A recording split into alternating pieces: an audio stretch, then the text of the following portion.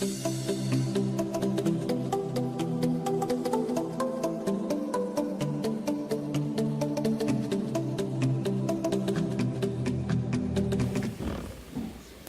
you very much. That was a lovely introduction. It's so much fun to be here in North Africa, to be honest. It's my first time. I'm 75 years old, and I'm starting life anew, visiting North Africa, visiting Morocco. I told my grandchildren I was coming here to North Africa, to Morocco. They all wanted to come with me and visit, and I told them I was following on the heels of two Americans, Humphrey Bogart and Bob Hope, to be in Casablanca. And I just want to say it's just wonderful. The theme here is, I think, terrific today.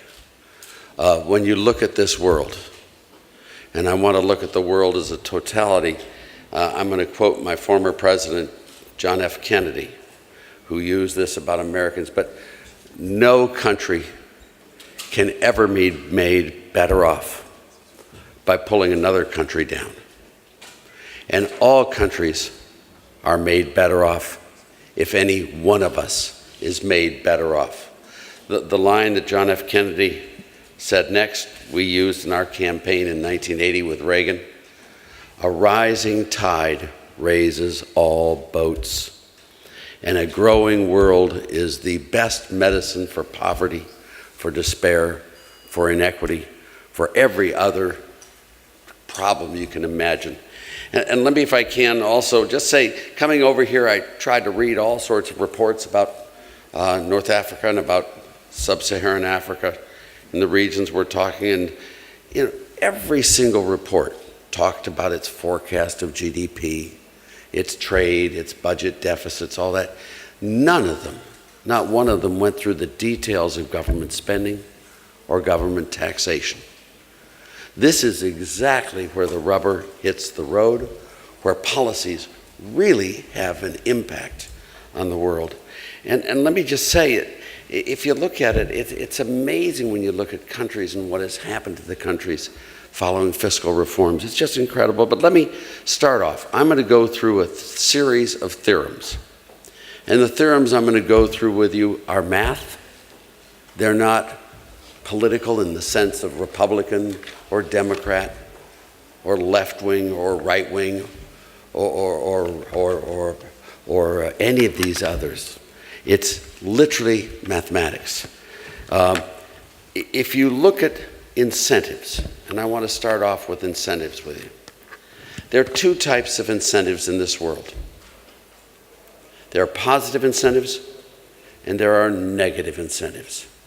By way of illustration, if you beat a dog, you know where the dog won't be.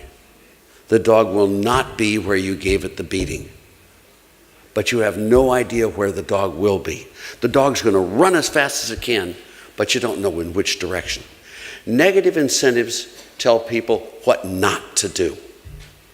Positive incentives, on the other hand, tell people what to do.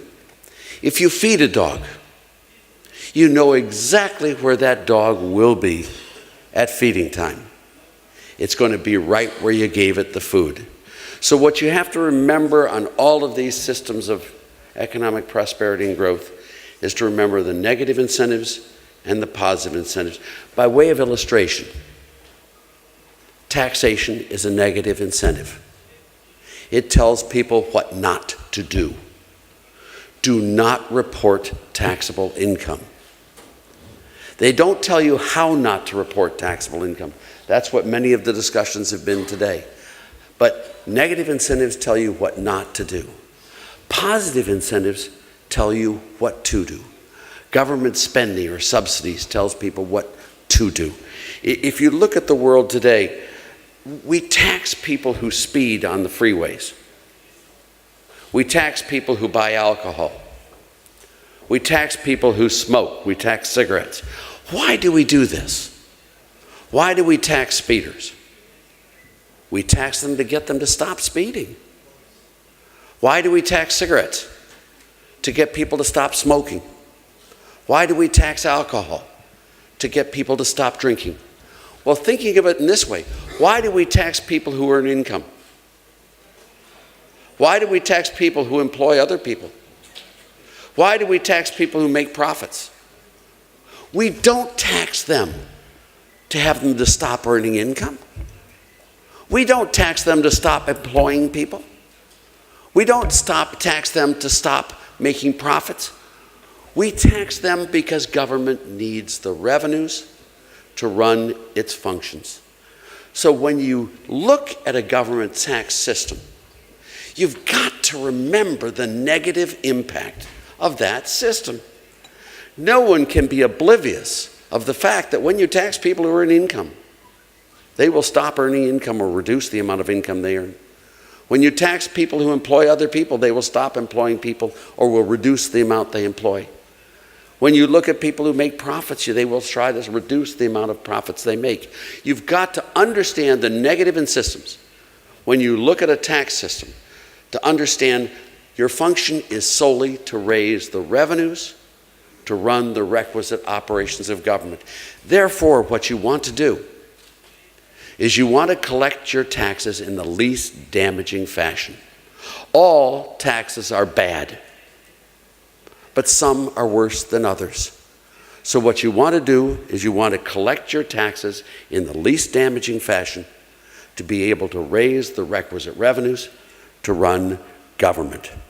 You know, economics is all about incentives. People like doing things they find attractive, and they dislike doing things they find unattractive. And government policies can affect the attractiveness of activities. It's very simply, if you tax people who work, you'll reduce the attractiveness of work effort. If you tax businesses who make profits, you'll reduce the incentives for those people to make profits. If, on the other hand, you subsidize people who don't work, you subsidize people who lose money, you make those activities more attractive. You know, it's not really profound, but it's totally the essence of economics. If you tax people who don't work, if you tax people who do work, and you subsidize people who don't work, do not be surprised if you find a lot of people not working. It's all about incentives. People don't work to pay taxes.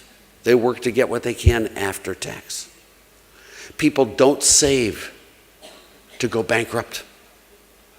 People save to augment their wealth, not to reduce their wealth. Therefore, it's the after-tax return on savings that is critical to how much savings you'll be able to get. It's the after-tax return on work that is what makes a person choose one job over another, or choose to go to school for an extra year or not to go to school. What's the after-tax return?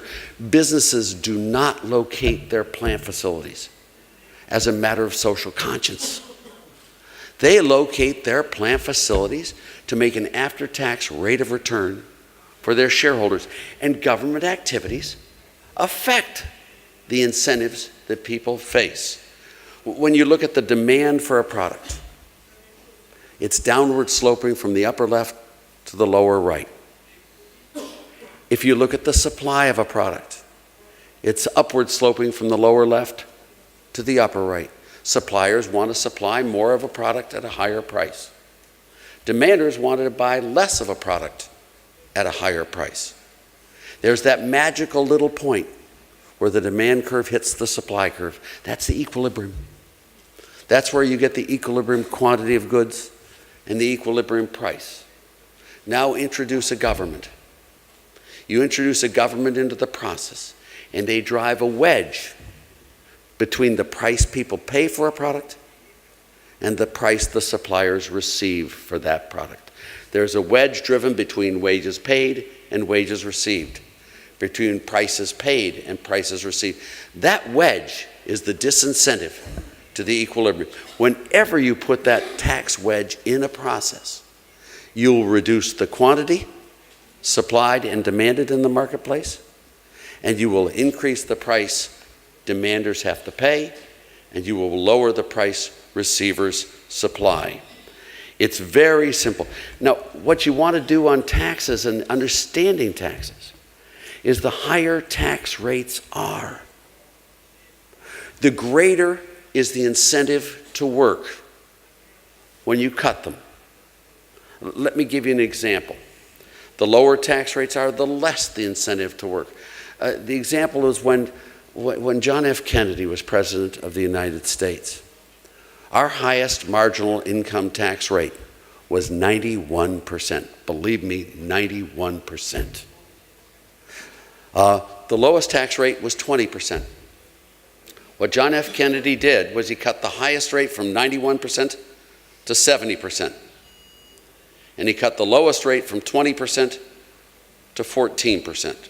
Are all of you following me? In other words, he cut the highest rate by 21 percentage points, or a 23% cut in that tax rate. He cut the lowest rate from 20 to 14, which is a 6 percentage point cut in that rate, or a 30% reduction in the tax rate.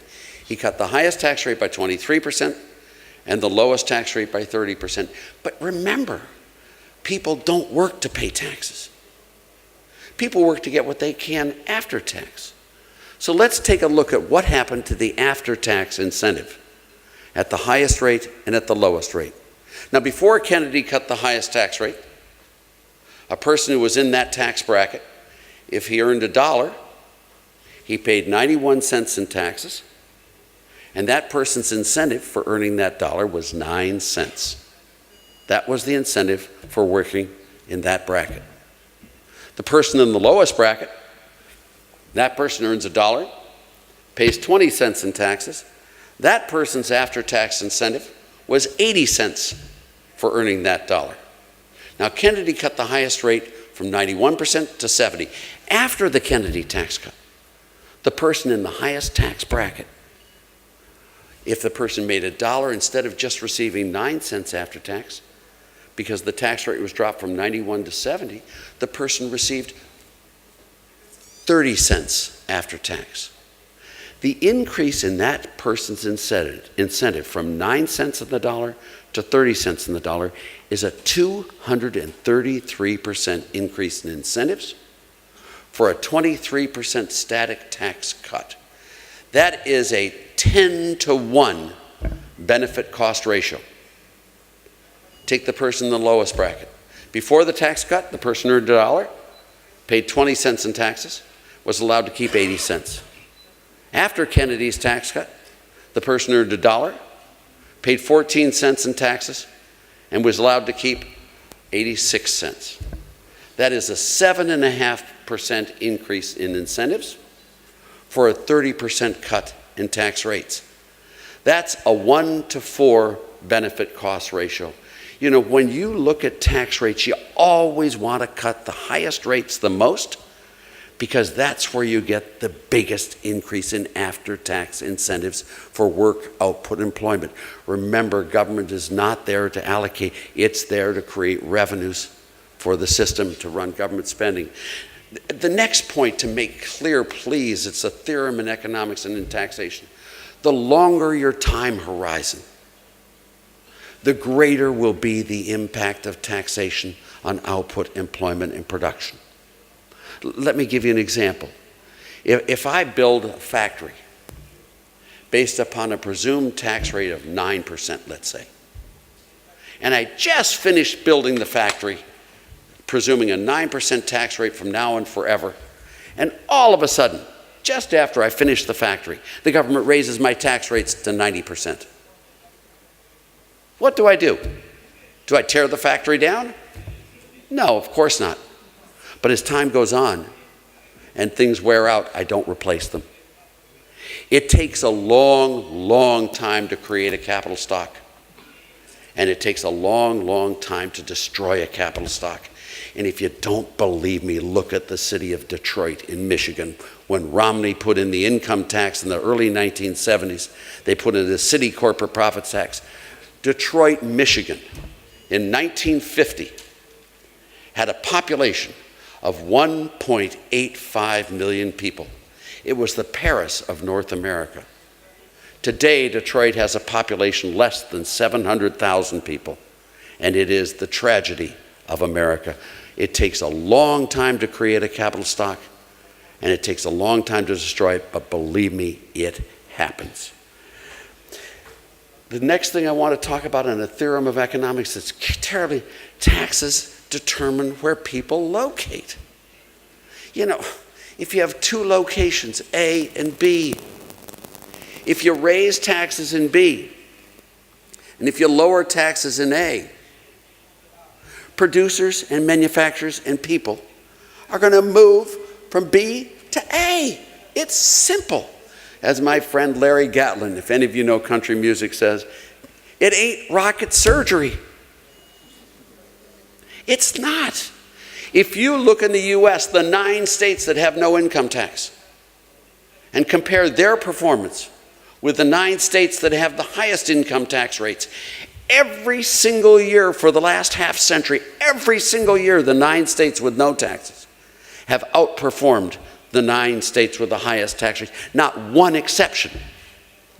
If you look at the 11 states in the United States that have introduced an income tax in the last 60 years, every single one of those 11 states, not one exception, has declined relative to the rest of the nation in every single metric: population, employment, labor force, gross state product, tax revenues, location. You know, the United States today has the highest corporate tax rate in the world, as you all know. And have you just seen what happened to Pfizer? Have you just seen what happened to all these inversions? They are leaving the United States because of the punitive tax system. When we put that tax in 1986, we cut the highest tax rate in America on corporations from 46% to 34% under Reagan. That made us the lowest tax rate in the OECD. Today, we are the highest tax rate in the OECD, and we are losing businesses and investments. Remember, location is determined by that. It's another one you've got to remember in the tax theorem. It's so important. Often is not the person you tax, is not the person who actually suffers the damage of that tax. If you tax an activity that is mobile, that activity will leave. Or that activity will go underground in the underground economy.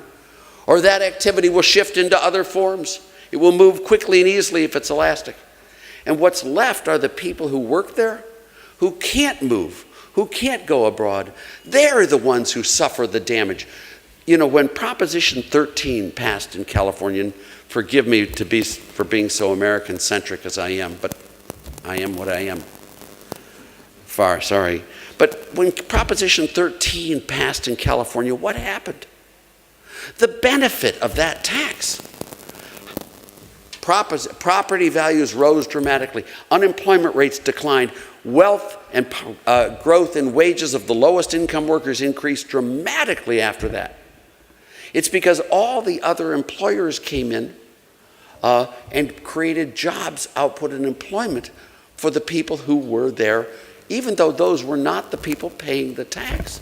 They were the ones who got the benefit from the tax cut. Just remember, the incidence of a tax is very different from the burden of a tax. And he who pays it may not be the one who is damaged by it. The next one, tax the rich.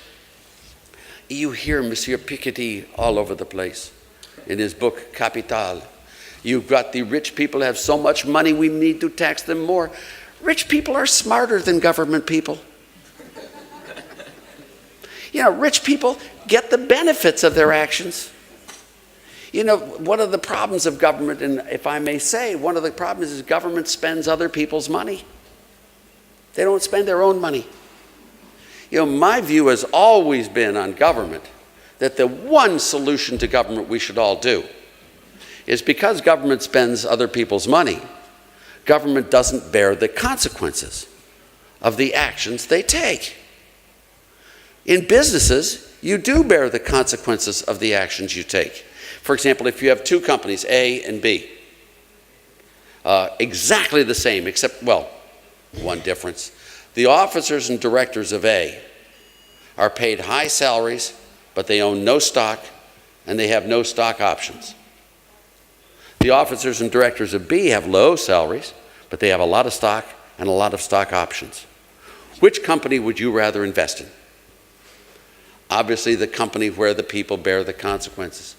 You know, governments, especially in the United States, they don't bear the consequences. My view is here, if you want to really correct the problem, put politicians on commission. I would pay politicians exactly in proportion to the success of their policies in their country. In the United States, what I would do is I would take every congressman and every senator and give them a portfolio of $5 million and allow them to keep all the capital gains and hold them personally liable for all the capital losses. Believe me when I tell you they would not spend that money that way anymore. Rich people, remember, rich people are highly incentivized to keep their money.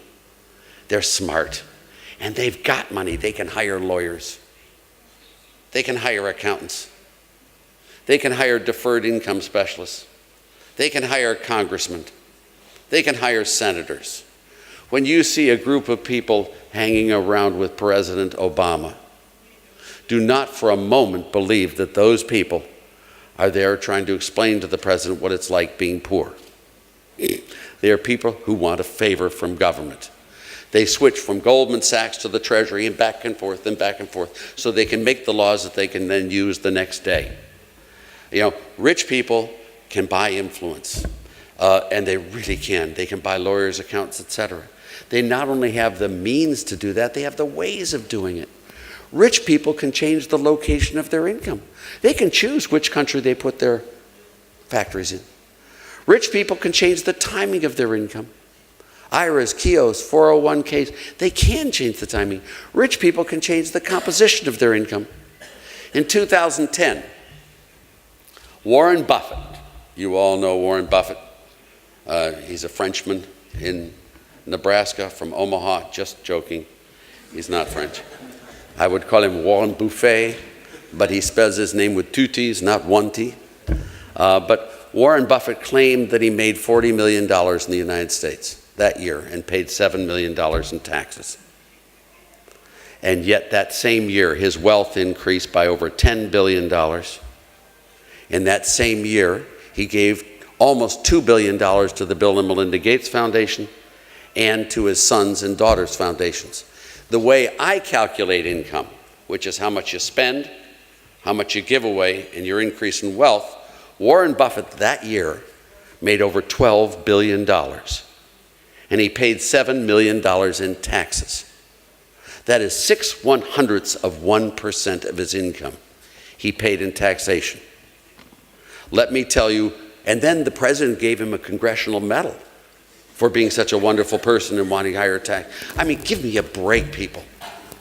Understand how the world really works. Rich people can get around taxes. If you tax them too much, they leave. They don't pay you. You've got to look, when you look at rich people, it's very, government spending. Government has many legitimate roles in this world. It really does, but it also has lots and lots of illegitimate roles in this world. Remember, government spending is taxation. The tooth fairy no longer works at the U.S. Treasury. Government doesn't create resources. Government redistributes resources. Whenever the government bails someone out of trouble, it's putting someone else into trouble. To see this clearly, and you know, they're just, as my colleague Milton Friedman always said, there ain't no such thing as a free lunch. There isn't. If government does the activity, it keeps someone else from doing another activity, believe me. Now, to see this intuitively, it's very hard to understand the math, but let me try to do it intuitively. Because if it's good economics, it's scalable. In other words, if good economics works in an economy of 350 million people, it works just as well in an economy the size of Morocco of 35 million people. It works just as well in any size economy. It works even just as well in a two-person economy. But the difference is when you look at a 350 million person economy, it's so hard to understand economics intuitively. You've got Chinese capital flows, you've got credit default swaps, you've got velocity, you've got multipliers, you've got all of these things going on. You can't understand it. It's not intuitive. But in a two-person world, it is intuitive. Let me give you the two-person world. Imagine two farmers, Farmer A and Farmer B. That's it. There's nothing else except Farmer A and Farmer B. If Farmer B gets unemployment benefits, who do you think pays for them? Farmer A. I hope I'm not going way over your heads here. If you tax rich people and give the money to poor people, you're going to get lots and lots of poor people and no rich people. People respond to incentives. You know, if you look at transfer payments and redistribution, and let me, if I can, again, it's math. This isn't political. This is not left-wing or right-wing, Republican or Democrat, liberal or conservative. It's math. Whenever you redistribute income, whenever you do, you take from someone who has more and you give to someone who has less. That's what redistribution is all about, Monsieur Piketty. That's what it is. Now, when you take from someone who has more, you reduce that person's incentives to work. And that person will produce less. By giving that money to someone who has less, you provide that person with an alternative source of income other than working, and that person too will produce less. First part of the theorem on redistribution is whenever you redistribute income, every single time, whenever you do it, you reduce total income. Theorem, math theorem. It's not open to politics. Number two, the more you redistribute, the greater will be the drop in total income. And the third part of the theorem, if I may, if you do a total redistribution, you will have no income. Let me give you the example of total redistribution. If I completely redistribute all income, if I tax everyone who makes above the average wage 100% of the excess, all of you follow me? If I tax everyone who makes above the average income 100% of the excess, and everyone who makes below the average income, I subsidize them up to the average income. If I actually do that, everyone will end up with exactly the same income. Now, if I actually did that, if I actually taxed everyone who made above the average income 100% of the excess, and if I actually did subsidize everyone who makes below the average income up to the average income, I will stipulate today, counselor, that everyone will be equal, and they will be equal at zero. There will be no income in the system. Economics is all about incentives. Tariffs, we've talked about tariffs and trade. Tariffs are taxes. That's all they are. People work and produce and earn income to buy foreign products. If you tax those foreign products, you're reducing the income those people receive from working. Tariffs are just like any other tax. If you don't believe me, look at the United States in 1931, 1929, 1930, 31. We put in the biggest tax increase in U.S. history called the Smoot-Hawley tariff. It was the single cause of the Great Depression, was a government tax on traded products. The volume of trade in the United States went from a 12 to 3, dropped by 75% in 2 years. And we went spiraling into the Great Depression. And then, of course, what did my wonderful president, Herbert Hoover, do? He decided the government needed more money. So he raised income taxes. He raised income taxes from 25% to 63%. And the economy went faster, further down. And then Roosevelt won the election. And then Roosevelt raised taxes. He raised them up to 91%. We had a 90% gift and estate tax. We had a 25% per annum retained earnings tax. You wonder why the Great Depression was as long and as deep as it was? You cannot tax an economy into prosperity. End of discussion. You can't do that. It doesn't work. And just in the same sense, a poor person cannot spend himself into wealth. It's silly. It doesn't make any sense. What you need to have here is you need to have limits on government spending. And those limits are reasonable. There are lots of things government needs to do. Educate the population, highways, all sorts of national defense.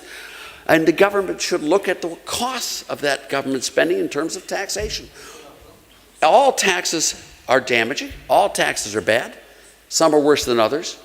What you want to do is collect those taxes right to where the point is the last dollar of taxes collected, the damage done, is a little bit less than the benefit done by the last dollar of government money spent, and then stop already. That's where government should stop their actions. You want to make sure that the taxes, the damage done on the margin by taxes, is a little bit less than the benefit done by the last dollar of spending, but then you stop. Then there's no reason for going on there. When you look at all of this world today, you've got to understand that taxpayers are your customers. Have you ever seen a company that doesn't like its customers, that yells at them and treats them badly? If they do, they don't have customers very long. Taxpayers are customers. Treat them nicely. Everyone understands they have an obligation to pay. Almost everyone. Some people don't. But almost everyone understands they have an obligation to pay taxes. What they want to do is make sure that that tax code is fair and just and correct. And they'll pay their taxes fair and square. That's what you should treat your taxpayers like customers. Treat them nicely, invite them in, have a little dinner for them, treat them to the shows. You know, taxpayers are wonderful people. They are the people who provide the wherewithal for government to do the wonderful things that government does. They are the ones. Treat them with love and respect. And when you look at taxpayers, don't look at ways of closing loopholes and catching the bad guys. Look at ways of bringing them into the fold nicely. Use positive incentives, not negative incentives. Taxpayers are the reason the country exists and it operates. You know, when you look at this, and I just want to go through the functions, the 5 things you need for a prosperous economy, and there are only 5 things, but you need them. You need a low-rate, broad-based, flat tax to provide people with the least incentives to evade or avoid or otherwise not report taxable income. A low-rate, broad-based flat tax. So you provide them the least incentives not to pay their taxes. And then you want it broad-based, so you provide them with the least places to which they can put their money and not have to pay taxes. First and foremost, the primum primorum, the sine qua non, is a low-rate, broad-based flat tax.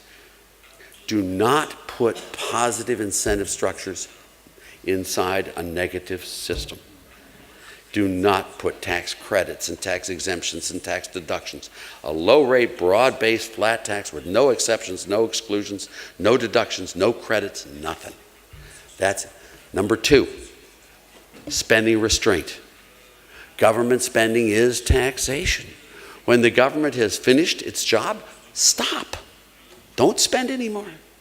Lower taxes if you do. But you need a low-rate, broad-based flat tax, number 1. Number 2, spending restraint. Number 3, sound money. There's nothing that can make an economy fall to its knees quicker than unsound money. When we took office on January 20th, 1981, when the real president ran the United States, excuse me, I hope you don't mind me referring to Ronald Reagan as the real president. Oh, be still. Is there water? No, just teasing. When he was nominated and elected, the skies opened, the clouds cleared. The sun shone forth on the United States. The fields, they turned green. The animals multiplied. The trees flowered and bore fruit. The children danced in the streets. And Reagan was elected. But, you know, when we took office, the inflation rate in the United States was double digit. The prime interest rate was 21.5%. That was a very unsound monetary policy. Today, we have equally an unsound monetary policy the other way. With interest rates at 0, Who wants to lend money? The supply of resources for housing and for markets has disappeared. It dries up. Remember that the housing market is a demand curve and a supply curve. No one wants to lend money for 30 years at 3%, believe me when I tell you. That's why we have the worst housing market in our nation's history, is because interest rates are too low. They can be too high or too low. Let markets clear the interest rates. Don't let them be government policy variables. Low rate, broad-based flat tax, spending restraint, sound money, free trade. Free trade. You know, there's some things that we in America do better than foreigners. There's some things that foreigners do better than we do. We and they would be foolish in the extreme if we didn't sell them those products we make better than they do, in exchange for those products they make better than we do. It's a win-win situation. It's called David Ricardo.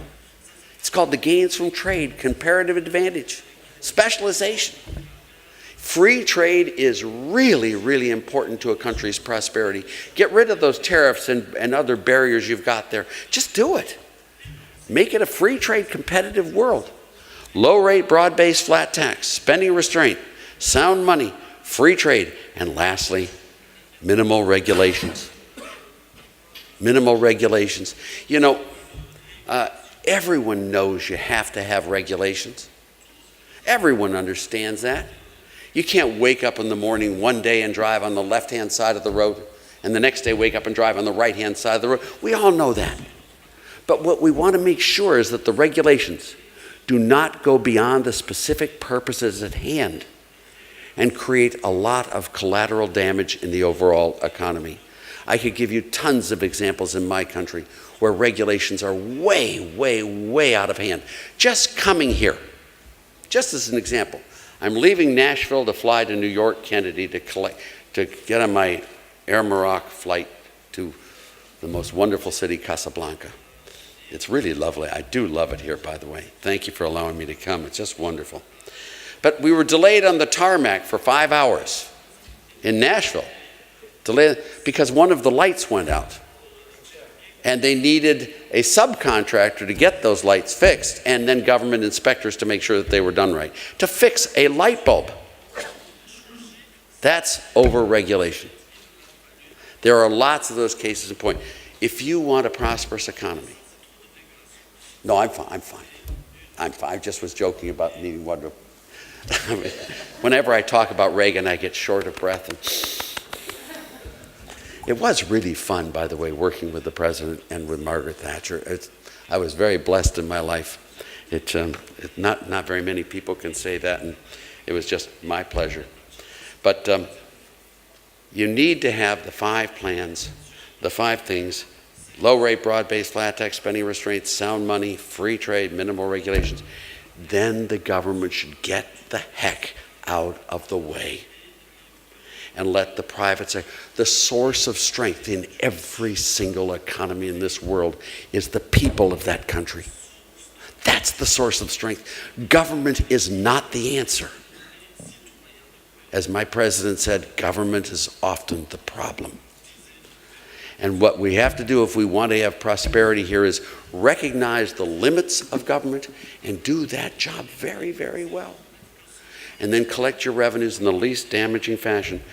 We are in the middle today of a political revolution, of an economic revolution that has spread globally. Believe me when I tell you. I remember in the late 1970s, it was very similar to today. In the 1970s, I was a much younger man, and I didn't know what it was, but it smelled wonderful. The world was, I now know what it is. I've been to this barbecue before. And I want to tell you, you are in the midst of one of the most exciting revolutions, economic revolutions, that is about to happen on the global scale. It started big time in the United States, where you've got the 2 parties that are very, very split. One's very pro-growth, tax cuts, sound money, free trade, minimal regulations. The other party is very much the other way, dirigiste type of government intervention, subsidizing poor people and all of that. These 2 parties are at conflict. What has happened in the last 10 years is amazing. The Republicans have now gotten 33 governorships out of 50 in the United States. They just won another governorship in Kentucky. They have 33. The Republicans control 31 state legislatures. The Democrats control 9. That's split. 10 of them are split. If you look at the Senate in the United States, the Senate in the United States now has 54 Republicans, 46 Democrats. 2 years ago, it was 55 Democrats, 45 Republicans. If you look at the House of Representatives in the United States, the Republicans have a larger control of the U.S. House today than at any time since 1928. There's only one office that's missing, and that office comes up in 2016. If you're watching the Republican and Democratic candidates campaign, watch carefully what they say about economics. What you're seeing on the Republican side is literally every single one of those candidates is arguing for lower tax rates, broader tax base, sound money, free trade, government restraints. It is amazing, the political clash coming. In my view, I couldn't be more excited than I am today about the change in politics in the United States, and I think it will spread to the whole world. But this is, when you talk about growth in 2025, this is your time. This is the time we can really lock in economic growth and reduce poverty, reduce despair, and create opportunity for one and all. I used to tease the real president, and I'll just be quick with telling you one anecdote. May I tell you one story about Ronald Reagan? Am I allowed to? I used to tease him. I'd say, you know, sir, it's my professional judgment as an economist, as a professor, as an academic, as a PhD. It's my professional judgment, sir, that you truly are a certifiable genius. And then I'd add, I said, but you know, sir, some of my colleagues at the university do not agree with my assessment of your intellectual acumen. In fact, some of my colleagues actually don't think you're very smart at all. But the one thing my colleagues and I do agree upon is your one unique characteristic, is your incredible ability to select your 4 predecessors. Anyone following on the heels of Johnson, Nixon, Ford, and Carter just can't look bad. And you know, if I can be serious with you here for a second, I've been with Reagan since the middle 60s. And in 1976, had he been elected president, he would not have been the Ronald Reagan you know. He would have been a very different person. It took Jimmy Carter to create Ronald Reagan. Believe me when I tell you that. And in the same sense that it took Jimmy Carter to create Ronald Reagan. You can't imagine the great president we're going to get following Barack Obama. Thank you very much.